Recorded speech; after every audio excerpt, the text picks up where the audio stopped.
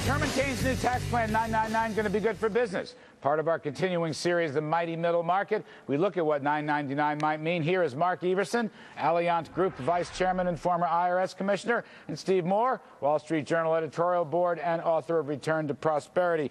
Mr. Everson, welcome to the show. I would think corporations, businesses, a 9% marginal tax rate would be among the lowest in the world. They'd be jumping for joy. Well, you know, there's many good things. Let me congratulate Mr. Cain on bringing taxes to the fore. That's important. But if you look at this, Larry, the issues are big corporations versus small corporations or small businesses. We really ought to be talking about business reform, if you will. Many businesses are organized as sole proprietorships or flow-throughs. And the problem I would have with the proposal is simply one size fits all. Steve knows this. I live in Indiana, and manufacturing is a big thing here. We have more manufacturing employees than we do government workers. That's unusual. We'd like to see manufacturing incentivized at Alliant Group. Yeah, but that's picking winners. One more thing. That runs counter to everything Herman Cain. Now it does.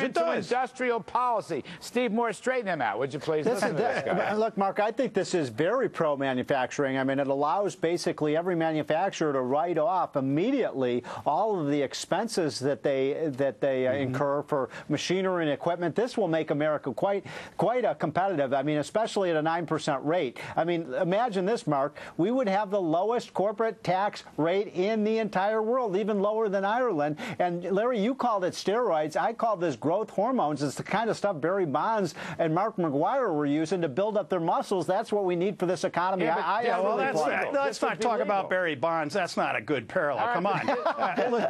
No, but seriously, the other thing is that the businesses that have taken a real shellacking in this recession are the smaller businesses. Right. And they're not C Corps by any stretch of the imagination. Yeah, but Mark, they pay at the personal income tax rate. Yep. That's down to 9%. How is this not beneficial to them? Again, I congratulate Mr. Cain. Okay. We need to look at all the elements of this.